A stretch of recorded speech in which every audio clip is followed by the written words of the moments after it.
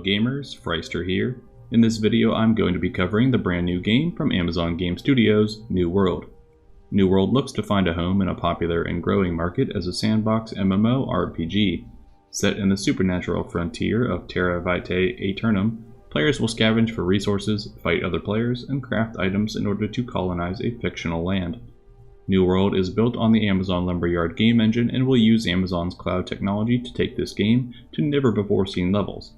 Amazon Game Studios' goal is to have 10,000 players on a single server using their form of spatial OS.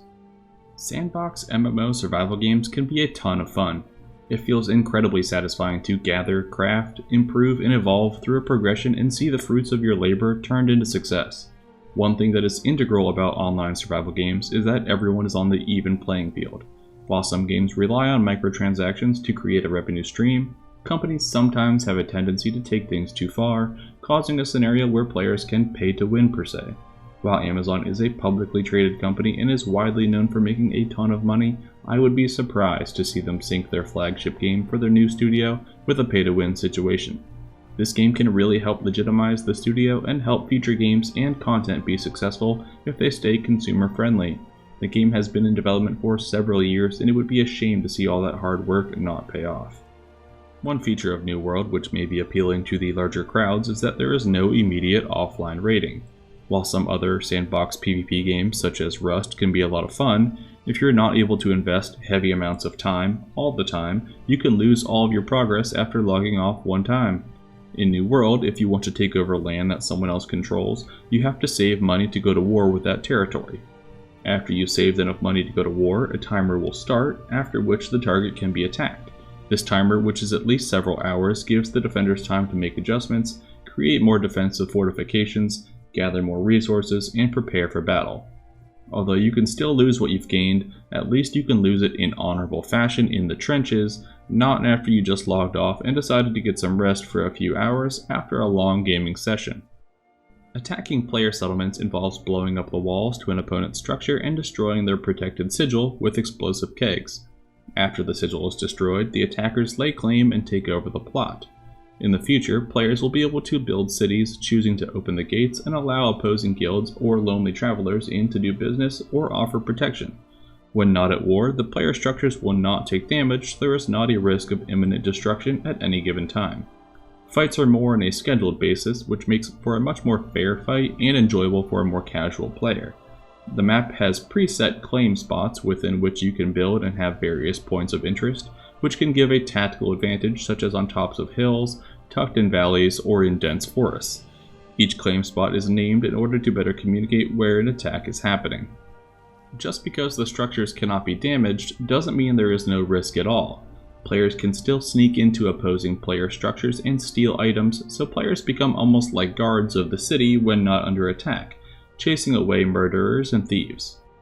New World will rely heavily on its social aspect, as it should with so many people in one server.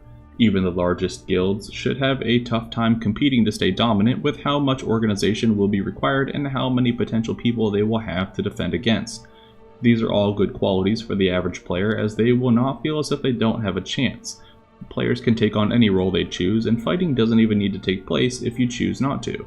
A player could focus solely on a profession, such as advanced alchemy or high-tier armor and weapon crafting, and take refuge within a city and rely on the city as a whole to function and protect itself while they manage the interior affairs.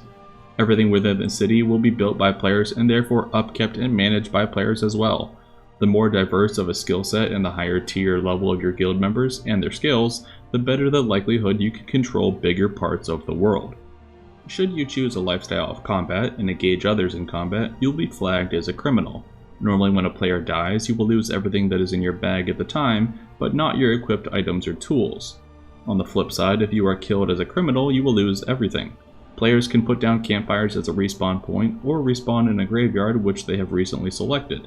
Not all zones allow you to freely attack other players, as some are marked as safe, where players can build and craft without the fear of being attacked. Combat in New World feels very fluid and deliberate and has clearly been polished, as this will be a huge focus for many players in this game. For melee weapons, left-click attacks and the right-click blocks. Each weapon type also comes with 2 special attacks and 1 attack meant to counter a block.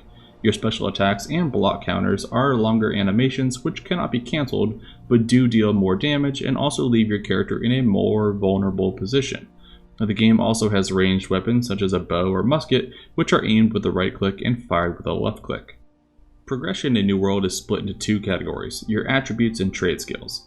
Attributes make the player more powerful, such as increasing basic stats such as health and stamina, making the player stronger against various different types of attacks, and making the player more resistant to debuffs such as poison, frostbite, and disease. In the other tree, trade skills make the player better at crafting and interacting with the world, such as your crafting skills, gathering and refining, and personal skills such as treasure hunting and bounty hunting. Together, you can create a very specific kind of character and provide a unique skill to a larger group of players and fill a niche within an economy. That's all for now, friends. Make sure you subscribe if you liked the video and let me know what you think about New World in the comments below. Enjoy!